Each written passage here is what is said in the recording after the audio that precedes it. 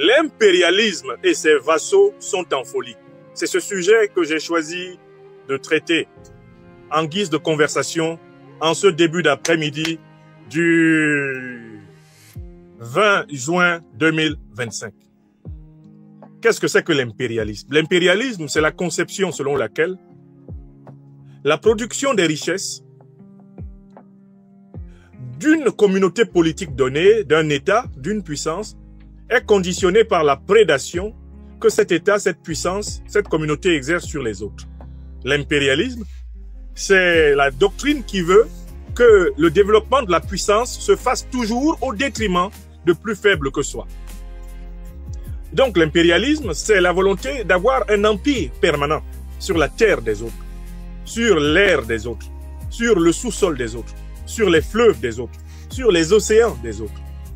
L'impérialisme, c'est cette obsession de l'accaparement des richesses de la planète au profit d'une seule puissance ou de certaines puissances. L'Afrique, l'Asie, l'Amérique latine et même l'Amérique du Nord, tous les continents de cette planète, sont en proie depuis plusieurs siècles aux vagues de l'impérialisme. Le continent africain en particulier aura connu et continue à connaître les assauts de deux formes d'impérialisme. L'impérialisme occidental, depuis le début de la domination romaine, jusqu'à la domination anglo-américaine qui actuellement s'achève, et puis l'impérialisme moyen-oriental, qui a commencé par les traites négrières moyen-orientales et qui se poursuit aujourd'hui par l'implication de plusieurs puissances du Moyen-Orient en alliance avec l'impérialisme occidental dans la déstabilisation du continent africain. Impérialisme occidental donc, impérialisme moyen-oriental aussi. Mais ces deux impérialismes venus d'Occident et du Moyen-Orient n'ont pu se développer en Afrique qu'en soutenant un phénomène africain particulier, celui des dictatures.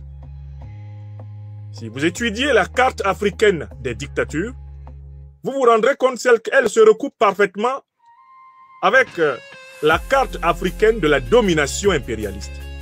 Partout où des dictatures, c'est-à-dire des régimes anti-populaires, anti-africains se sont installés, les multinationales des grandes puissances impérialistes occidentales et moyen-orientales prospèrent au détriment des peuples africains.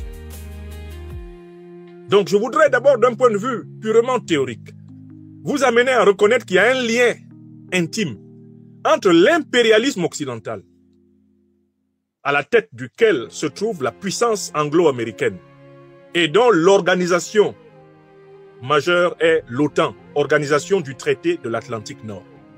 Il y a un lien intime entre cet impérialisme et l'impérialisme du Moyen-Orient, qui a servi en quelque sorte de soutien à l'impérialisme occidental en mettant à sa disposition deux grandes organisations terroristes qui s'appellent Al-Qaïda et l'État islamique. Ces deux grandes organisations terroristes sont une création mutuelle, une création convergente des impérialistes occidentaux et des impérialistes moyen-orientaux. Ces organisations terroristes donc qui sont au service de l'impérialisme, d'où le sens de notre ouvrage, l'impérial terrorisme, ces organisations ont pour but de maintenir l'Afrique sous le pouvoir des dictateurs. Les dictateurs étant ceux qui exercent le pouvoir contre les intérêts de leur population. Si vous regardez mon pays natal, le Cameroun, il est tenu par une dictature qui a été imposée dès la fin des années 50 par la puissance colonialiste française. Elle avait été assistée un temps par la puissance colonialiste britannique, et avant la puissance colonialiste britannique et la puissance colonialiste française, il y avait la puissance colonialiste allemande. L'histoire du régime politique camerounais, qui est une dictature abjecte, imposée à notre peuple depuis les premières élections fraudées par le colon français en 1946, cette histoire-là ne peut pas se comprendre sans l'histoire de l'impérialisme international. Et vous pouvez prendre n'importe quel autre pays aujourd'hui où règne une dictature. Prenez le régime qui est au pouvoir en Côte d'Ivoire. Ce régime est soutenu par le colonialisme, le néocolonialisme et l'impérialisme franco-américain. Il est un régime tenu à bout de bras et soutenu par l'impérialisme occidental et moyen-oriental. C'est ça le régime de Ouattara. Si vous étudiez les régimes dictatoriaux, vous trouverez toujours dans les structures de ces régimes dictatoriaux la présence d'éléments militaires, d'officiers appartenant aux grandes puissances impérialistes. C'est par exemple le cas de la présence des officiers, des militaires israéliens à l'intérieur des appareils sécuritaires des dictatures africaines. L'un des critères pour savoir qu'un régime est une dictature, c'est que vous allez trouver toujours dans toutes les dictatures africaines des officiers israéliens qui travaillent au plus haut niveau de l'État. Or, qui dit Israël dit l'OTAN, qui dit Israël dit les États-Unis d'Amérique. Tout pays africain dans lequel des officiers israéliens sont au cœur de l'appareil d'État est un pays soumis à l'impérialisme moyen-oriental, c'est-à-dire à l'impérialisme occidental. Voilà un petit critère que je vous donne. Étudiez les pays africains en deçà du Sahara, depuis le Sénégal, ou si vous voulez même la Mauritanie, jusqu'en Afrique du Sud. Tout pays dans lequel vous trouverez des officiers israéliens qui sont à l'intérieur de l'appareil d'État est clairement un pays à la botte de l'OTAN. Or, c'est le cas encore aujourd'hui au Sénégal. C'est le cas en Mauritanie. C'est le cas en Gambie. C'est le cas en Guinée-Bissau. C'est le cas en Guinée-Conakry. C'est le cas en Côte d'Ivoire. C'est le cas au Libéria. C'est encore le cas au Togo. Il faut qu'on dise la vérité. C'est encore le cas au Togo. C'est le cas au Bénin. C'est le cas au Nigeria. C'est le cas au Nigeria. C'est le cas au Cameroun. C'est le cas au Gabon. C'est le cas au Gabon. C'est le cas au Congo-Brazzaville. C'est le cas au Congo-Kinshasa, République démocratique. C'est le cas au Rwanda. C'est le cas en Ouganda. Ça commence à être le cas en Angola. Et l'Angola doit se méfier de la zone dans laquelle il est en train d'entrer. Donc tous ces pays où vous voyez l'appareil sécuritaire qui comprend dans ces zones les plus stratégiques des officiers d'une grande puissance de l'OTAN, ce sont des pays qui sont des satellites de l'OTAN. C'est le cas au Maroc. C'est le cas au Maroc. Moi, je parle des pays au sud du Sahara. Je laisse l'Afrique du Nord. Je ne parle même pas de l'Algérie. Il n'y a même pas de débat sur l'Algérie. Je ne vous parle pas de l'Afrique du Nord. Laissons l'Algérie, l'Égypte, le Maroc, la Tunisie. C'est un autre débat. C'est l'Afrique du Nord. C'est une Afrique orientée vers le Moyen-Orient. Tout le monde le sait. Je parle de l'Afrique subsaharienne. Il faut que vous vous rendiez compte qu'il y a un lien intime entre l'impérialisme et le despotisme. Ce lien intime entre l'impérialisme et le despotisme, c'est la soumission militaire. C'est la soumission sécuritaire. Écrivez ça. Voilà. Écrivez. Tilana Yomi. Il y a, voilà la phrase que je veux qu'on retienne dans cette première partie de mon exposé. Il y a un lien intime entre l'impérialisme occidental, l'impérialisme moyen-oriental et les dictatures africaines. Ce lien intime, c'est que l'impérialisme occidental et l'impérialisme moyen-oriental tiennent les dictatures africaines par la domination militaire, la domination sécuritaire, la domination du renseignement. Et je vous donne un critère très simple pour vérifier ce que je vous dis. Vous surveillez la hiérarchie militaire des pays d'Afrique subsaharienne, de la Mauritanie jusqu'en Afrique du Sud. Tout pays d'Afrique subsaharienne qui a dans sa hiérarchie militaire des officiers des pays membres de l'OTAN est un pays vassal de l'impérialisme occidental et moyen-oriental. Le Tchad a commencé à se débarrasser de ces pays membres de l'OTAN. Il n'a pas fini. Le président Mahamat Idriss Déby Itno a pris des décisions courageuses depuis la fin de l'année 2024. Mais il n'a pas fini de se séparer des troupes de l'OTAN, des conseillers de l'OTAN. C'est pas fini encore. Il faut qu'on lui dise cette vérité-là. Il a commencé. Mais c'est pas fini. Ceux qui ont mis fin de manière claire et nette au cœur de l'Afrique noire, l'Afrique subsaharienne, à la domination de l'impérialisme occidental dans leur structure sécuritaire, à la domination de l'impérialisme occidental dans leur structure de renseignement, c'est principalement les États de l'Alliance des États du Sahel.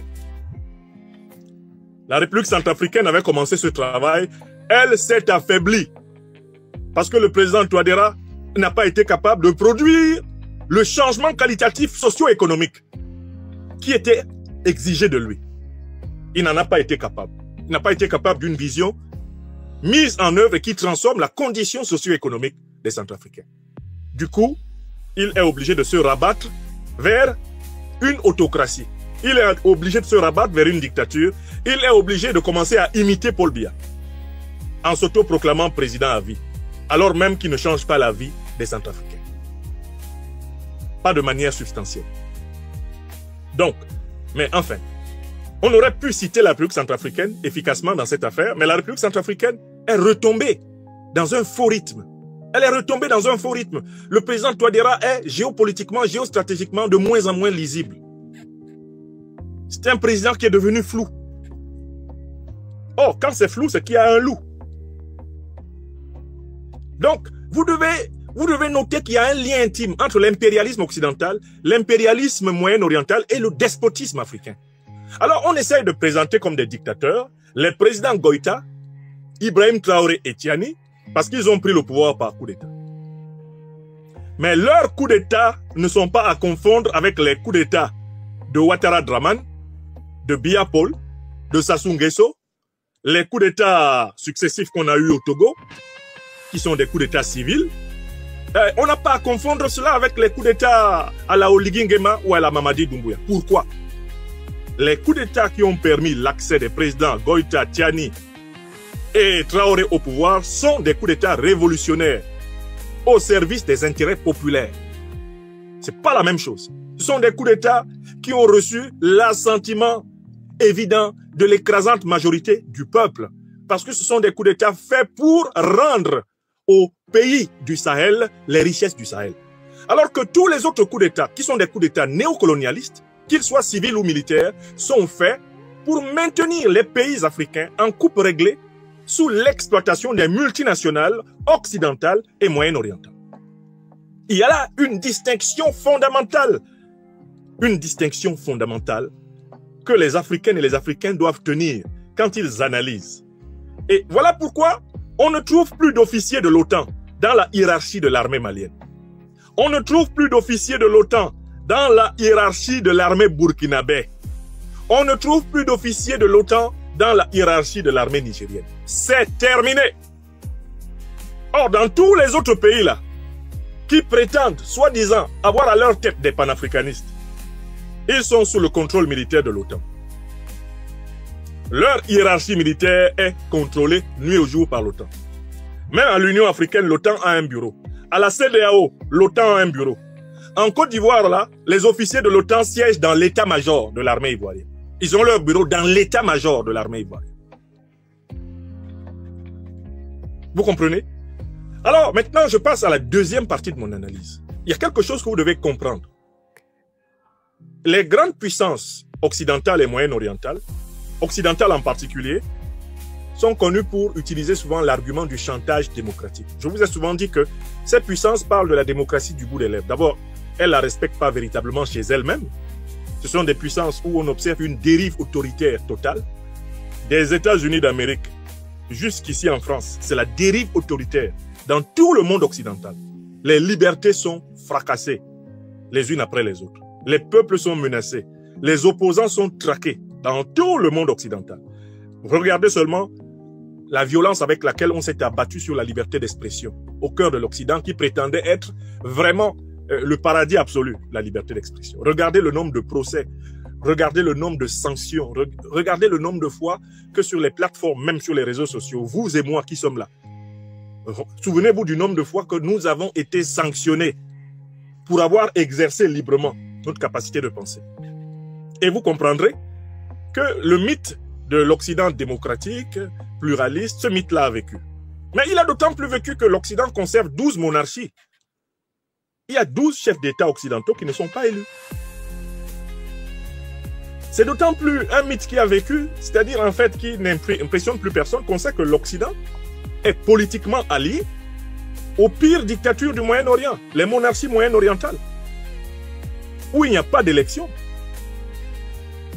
L'Arabie Saoudite, le Qatar, le Bahreïn, les Émirats Arabes Unis, ce pas des pays où les chefs sont élus. Mais pourtant, ce sont les principaux alliés de l'impérialisme occidental. Donc, si l'Occident ne peut pas détrôner ces 12 monarques, si l'Occident ne peut pas instaurer la démocratie au Moyen-Orient, dans les pays de ses alliés, saoudiens, qataris, émiratis, les gens du Bahreïn, les gens de la Jordanie, toutes ces petites royautés, ces royautés du Moyen-Orient là, on n'a pas pu instaurer la démocratie là-bas. Ce n'est pas aux Africains qu'on va venir faire du chantage démocratique. Ça ne marche plus. Tout le monde voit très bien que la démocratie est une denrée non seulement rare en Occident, où il y a une crise de la représentation politique. Regardez par exemple, la France a un gouvernement sans majorité parlementaire. M. Bayrou n'a gagné aucune élection pour être Premier ministre. Le gouvernement de M. Macron ne dispose pas d'une majorité parlementaire pour gouverner la France. Pourtant, le principe de la démocratie, c'est le principe du gouvernement de la majorité. Donc, rien qu'en prenant la France, on voit déjà que ça ne tient pas debout. Je ne veux pas ici vous faire tout un exposé sur le système, entre guillemets, démocratique américain, où des grands électeurs détiennent un pouvoir, effectivement, de désigner le président des États-Unis, mais les États qui possèdent des grands électeurs ne les possèdent pas toujours proportionnellement à leur population. Les grands électeurs ont été distribués sur la cinquantaine d'États qui composent la Fédération américaine sur la base de rapports de force qui datent du 19e siècle.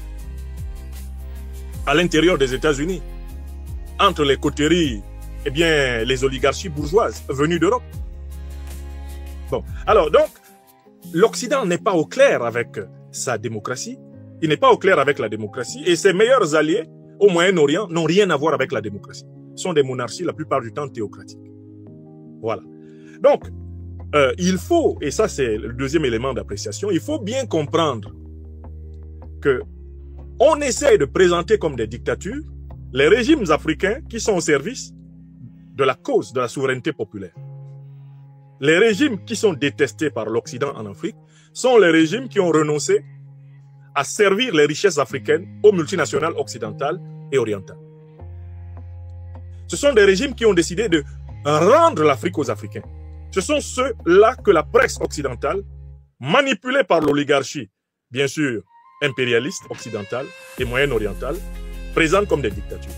Alors que des régimes qui ont plongé leur peuple dans une misère de long terme, comme le régime camerounais de Paul Biya, comme le régime d'Alassane Dramane Ouattara, comme les régimes congolais, des régimes qui ont plongé leur peuple dans une domination de long terme, comme le régime du Togo.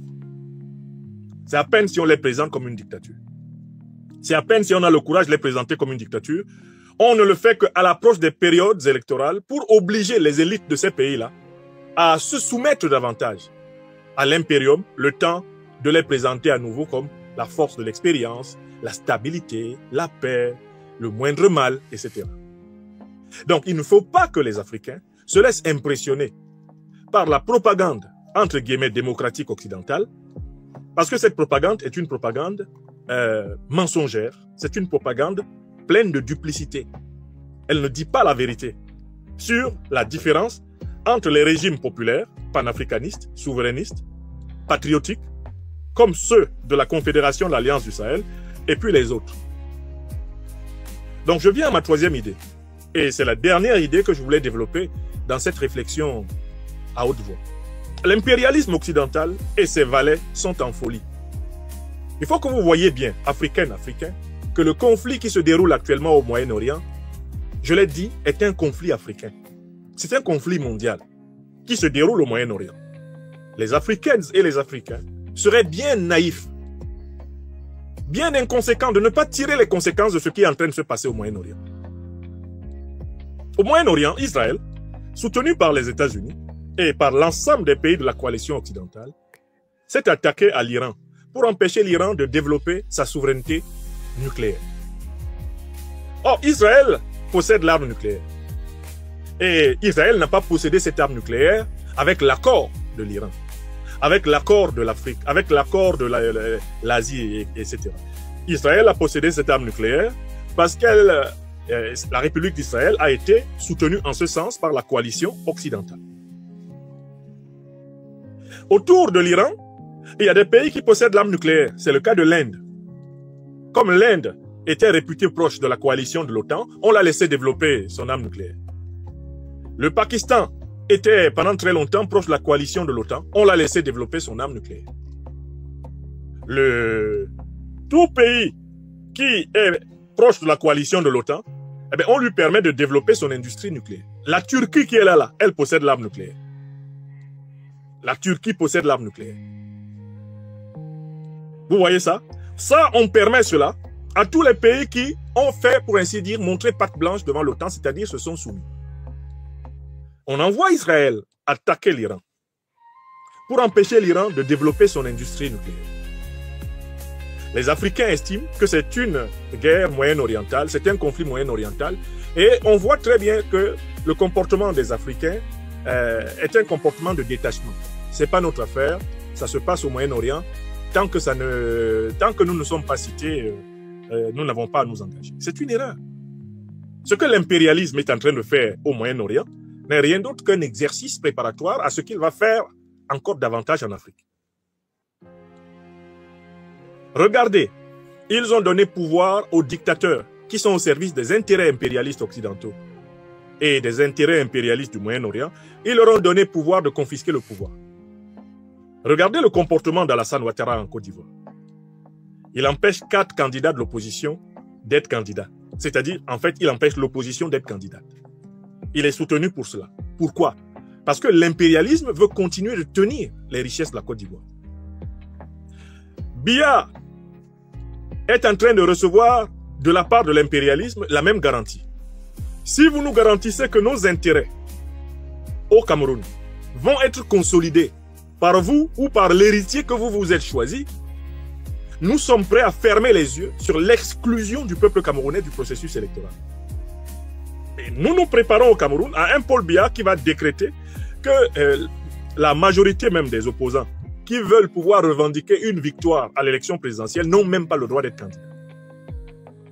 Je tiens à vous faire remarquer que c'est une ligne directrice de l'impérialisme occidental et moyen-oriental, l'exclusion de tous les candidats des oppositions. Je vous fais remarquer que c'est ce qui s'est passé au Gabon. Monsieur Oligui Nguema, pour prendre le pouvoir, a d'abord exclu tous les candidats de l'opposition. Il a exclu tous les candidats de l'opposition. Et il a organisé ce qu'il appelle une élection.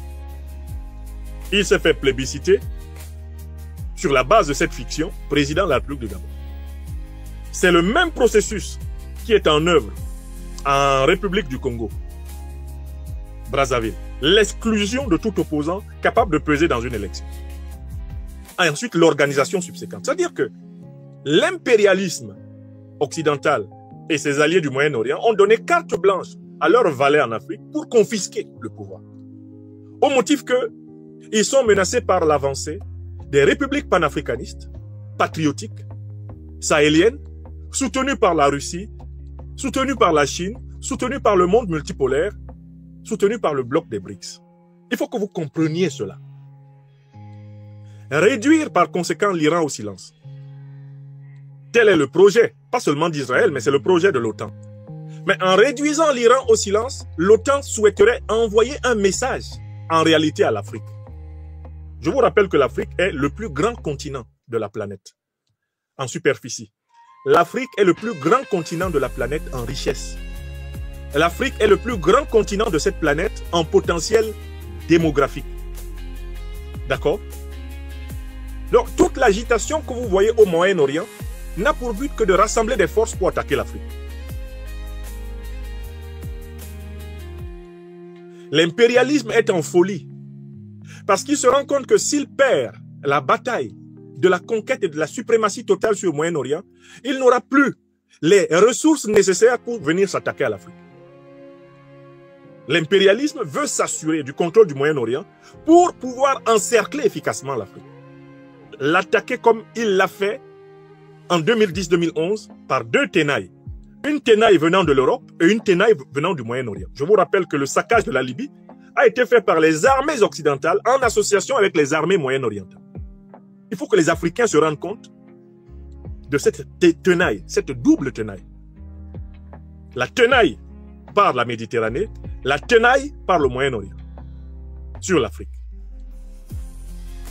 Donc, l'augmentation de la puissance de l'Occident sur le Moyen-Orient, sur le Golfe Persique, signifierait la mise de la main de l'Occident et de ses vassaux moyen-orientaux sur des réserves faramineuses, lui permettant de financer une guerre de reconquête contre l'Afrique. Vous avez compris? Et donc voilà, cela signifie que aujourd'hui, les Africains qui sont donc immergés dans la géopolitique, qui ont une conscience des enjeux géopolitiques et géostratégiques mondiaux, les Africains doivent se dresser comme un seul homme pour protester, pour dénoncer l'agression israélienne et l'agression otanienne contre l'Iran. Parce que cette agression israélo-otanienne contre l'Iran n'est rien d'autre en réalité qu'une des étapes préparatoires de la grande agression en cours de l'OTAN contre l'Afrique. Est-ce que vous comprenez? C'est le sens de mon intervention. Il faut qu'on se rende compte qu'il y a un lien intime entre les dictatures les plus abjectes que nous avons en Afrique et ce qui se passe actuellement au Moyen-Orient. Parce que j'ai lu trop de commentaires d'Africaines et d'Africains qui ne voient pas le lien, qui ne voient pas le rapport, qui ne voient pas que c'est la coalition qui nous attaque en Afrique qui est en train d'attaquer l'Iran. Mais c'est elle qui a saccagé l'Irak. C'est la même qui avait saccagé la Libye. La même coalition, avec les mêmes méthodes. Leurs bateaux dans les océans, en porte-avions, des campagnes de bombardement, la diabolisation des régimes qu'ils veulent abattre et l'angélisation des régimes diaboliques qui les soutiennent. L'organisation médiatique du mensonge. Vous voyez comment ils mentent dans leur chaîne de télévision. C'est juste incroyable.